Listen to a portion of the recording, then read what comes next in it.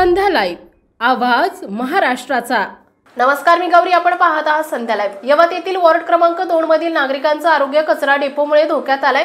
यवत येथील पालखीतळ मंडलाधिकारी कार्यालय, स्मशानभूमी, कब्रस्तान शेजारील झोपडपट्टी आणि भरलोक वस्तीमध्ये सरकारपड खाणीतील कचरा डेपो बंद करण्यात यावा या मागणीचं निवेदन यवतचे विद्यमान सरपंच समीर दोरगे यांनी दिले आहे। दुर्गंधीमुळे साथीचे आजार वाढले। कचरा डेपो पावसामुळे डासांची उत्पत्ती वाढल्यामुळे डासांचा फैलाव मोठ्या प्रमाणात वाढलाय। त्यामुळे यशवंतनगर आणि सहकारनगर परिसरात डेंग्यू आणि चिकुनगुनियाच्या तापानं नागरिक त्रस्त झालेत। ग्रामपंचायत यवत यांना देण्यात आलेल्या निवेदनात म्हटले की यवत येथील वॉर्ड क्रमांक 2 मध्ये कचरा डेपो आहे। येथे यवत गावातील कचरा आणि घाण आणि इतर सर्व काही टाकाऊ पदार्थ टाकण्यात येतात। त्यास यवत वॉर्ड क्रमांक 2 मधील परिसरातील झोपडपट्टीमधील नागरिकांचा पहिल्यापासून विरोध होता। या ठिकाणी कचरा डेपो असण्याचा काही एक संबंध येत नाही, तरी सुद्धा ग्रामपंचायत संपूर्ण यवत गावातील कचरा या ठिकाणी टाकून वॉर्ड क्रमांक 2 मधील नागरिकांच्या माथी मारत आहे। ग्रामपंचायतने येथील कचरा डेपो तात्काळ बंद करावा, अन्यथा त्रस्त नागरिकांच्या वतीने आंदोलन छेडण्याचा इशारा या निवेदनात देण्यात आलाय। कचरा डेपो उघड्यावर असल्याने परिसरात मोठ्या प्रमाणात दुर्गंधी आणि साथ रोगाचा फैलाव झालाय।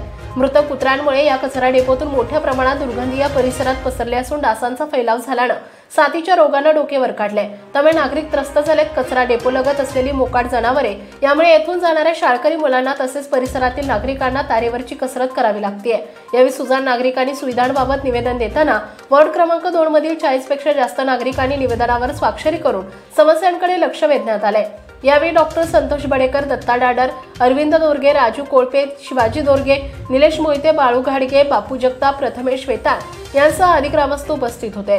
वॉर्ड क्रमांक 2चा विकास ज्या नियोजित पद्धतीने होणं अपेक्षित होता, मात्र वॉर्ड क्रमांक 2च्या माती संपूर्ण यवतमधील कचरा डेपो मारण्यात आलाय। निवडणुकीच्या काळात आणाभाका घेऊन कचऱ्याची समस्या सोडवण्याचं आश्वासन देणारे स्थानिक प्रतिनिधी यांनी पुढे कोणतीही ठोस पावले उचलली नाहीत। त्यामुळे वॉर्ड क्रमांक 2 मधील कचरा डेपोमुळे परिसरात घाणीचं साम्राज्य आणि दुर्गंधी पसरली आहे। लोकप्रतिनिधींप्रमाणे प्रशासनाला याचे कसलेच गांभीर्य नाही, असे दत्ता डाडर, जिल्हाध्यक्ष, झोपडपट्टी सुरक्षा दल यांनी सांगितले।